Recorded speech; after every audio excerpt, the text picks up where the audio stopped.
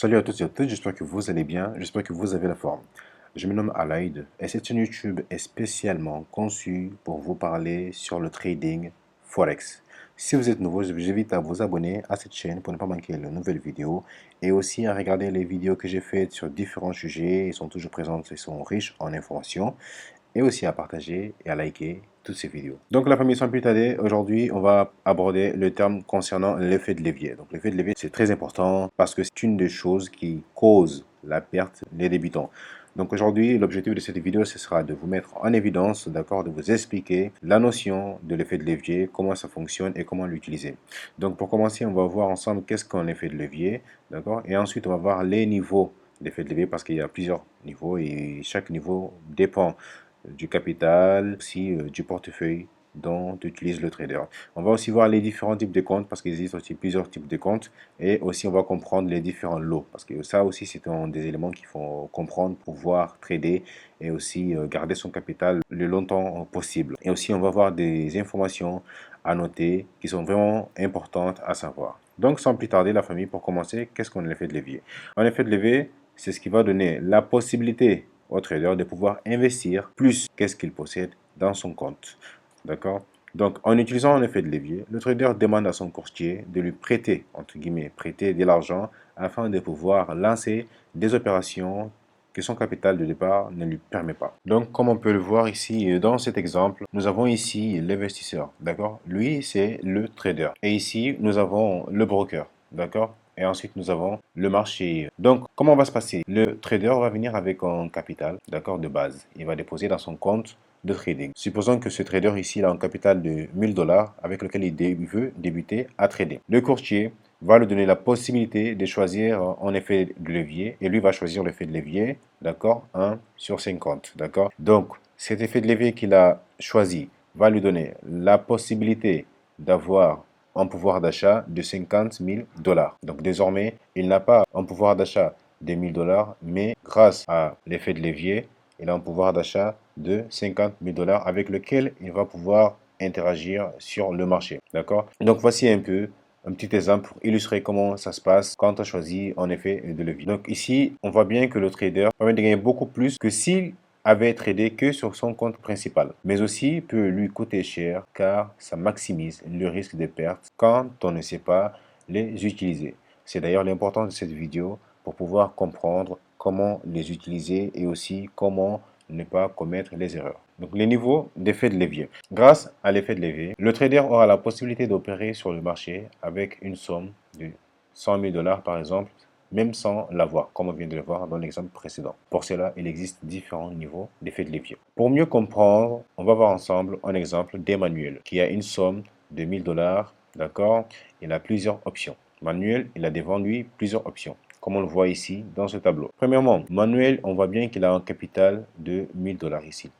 Donc voici les options qu'il a devant lui avec lesquelles il peut trader. D'accord? On voit 1 sur 1 qui correspond à 1000 dollars. Donc ici on a 1 sur 5 qui fait que ici Manuel aura la possibilité de trader avec un pouvoir d'achat de 5000 dollars au lieu de 1000 dollars. D'accord? Avec son capital de 1000 dollars à l'effet de levier de 1 sur 50, il aura la possibilité d'acheter, d'accord, un pouvoir d'achat de 50 000 dollars. Ainsi de suite, comme on le voit ici dans les exemples. Les différents types de comptes. Il faut savoir qu'il existe différents types de comptes. Donc, ce n'est pas seulement l'effet de levier qui nous permet d'avoir un grand pouvoir d'achat. Il y a aussi les différents types de comptes. Et en général, ce sont 3 types de comptes.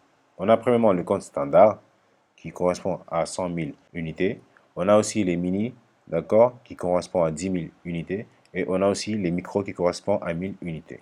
Le compte standard est un compte avec la taille du contrat de un lot égale à 100 000. Qu'est-ce que cela veut dire? Cela veut dire qu'un lot égale à 100 000 unités de la devise de base. Exemple, dans la paire euro-USD, ici, euro c'est la paire de base, d'accord, un lot équivaut à 100 000 euros pour celui qui trade sur cette devise avec un lot de 1 sur un compte standard. Le compte mini est un compte avec une taille de contrat de 1 mini lot, d'accord, qui est représenté sous cette forme 0.1 de volume égale à 10 000 unités. Donc c'est un compte conçu pour les débutants, leur permettant un dépôt minimum inférieur et leur permettant d'échanger des lots plus petits. Le compte micro nous permet d'échanger des micro-lots, d'accord? Un micro-lot qui se représente sous cette manière, 0,01 équivaut à 1000 unités de la devise de base. Explication.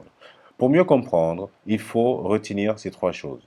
Effet de levier, pouvoir d'achat et la marge. Et pour mieux illustrer cela, on va repartir sur l'exemple d'Emmanuel. On va voir comme on le voit ici dans ce tableau. Emmanuel a toujours un capital de 1000 $. Supposons qu'Emmanuel a choisi un effet de levier de 1 sur 50. Tu lui donnes le pouvoir d'achat de 50 000 $. Emmanuel place en trade sur l'euro-dollar, d'accord, en utilisant un lot de 0,1, ce qui correspond à un mini-lot, d'accord, un mini-lot qui correspond à 10 000 $ de marge. Cela lui sera possible. Pourquoi? Parce que Emmanuel possède certes un capital de 1000 $, mais grâce à l'effet de levier qu'il utilise, il a la possibilité, donc il a le pouvoir d'achat qui équivaut à 50 000 $.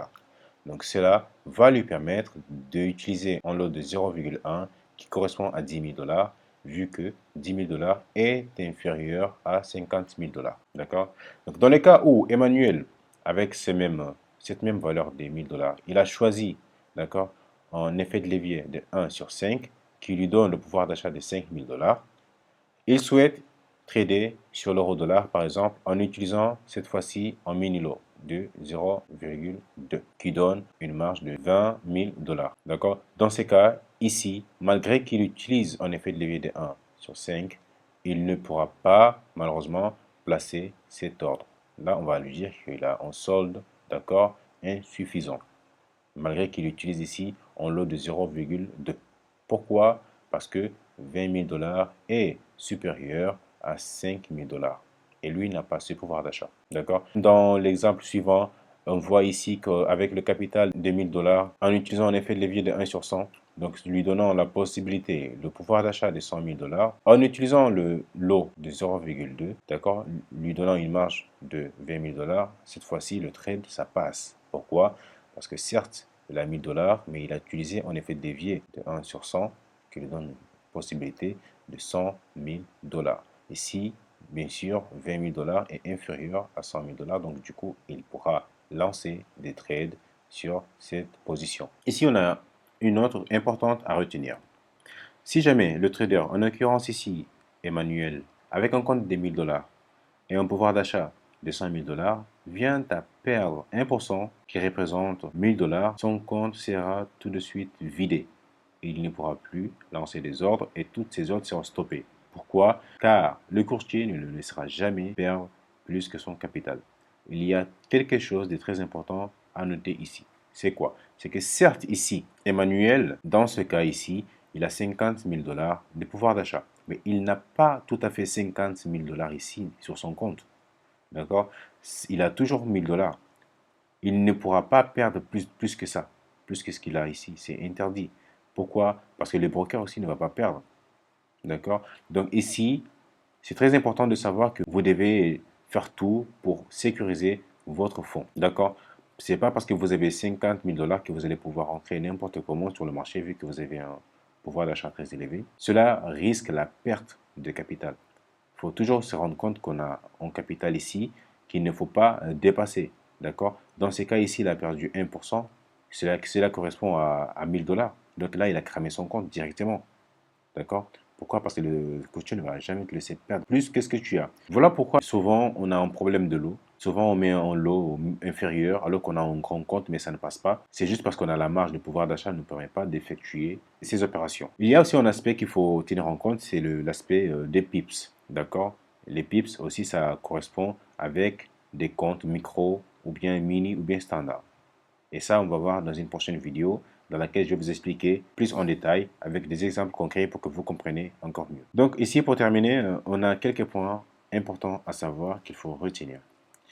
Il est très important à savoir que même si l'effet de levier nous permet de trader avec un gros capital, ça reste aussi une des causes majeures de perte de l'intégralité de ses fonds. Au bout d'un moment ou au bout d'un 2 ou 3 trades, le débutant vient et prend une grosse valeur en effet de levier et il pense qu'il a beaucoup d'argent pour trader. Au bout d'un moment, il perd son capital. Ou soit même il fait un trade, deux trades, c'est fini, il perd tout son capital.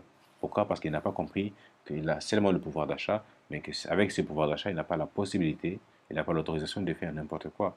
Parce que le broker ne va jamais le laisser perdre plus que ce qu'il a. Le volume en unité de chaque devise est aussi à prendre compte. Le lot 0,1 ou bien 0,01, c'est aussi à prendre compte pour rester plus longtemps sur le marché.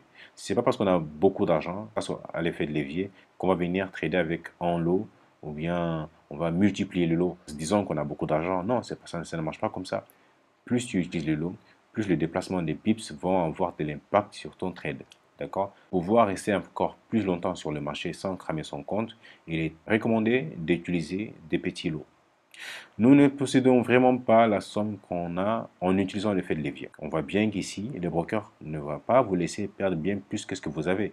Donc cela ne veut pas dire que vous possédez obligatoirement 100 000 dollars ou bien 1 million de dollars dans certains cas. D'accord? Tout va dépendre de la réglementation. Certains brokers, dans certains pays, sont interdits de donner des effets de levier très élevés. Dans certains pays, l'effet de levier se maximise à 50, 1 sur 50, 1 sur 100. D'accord?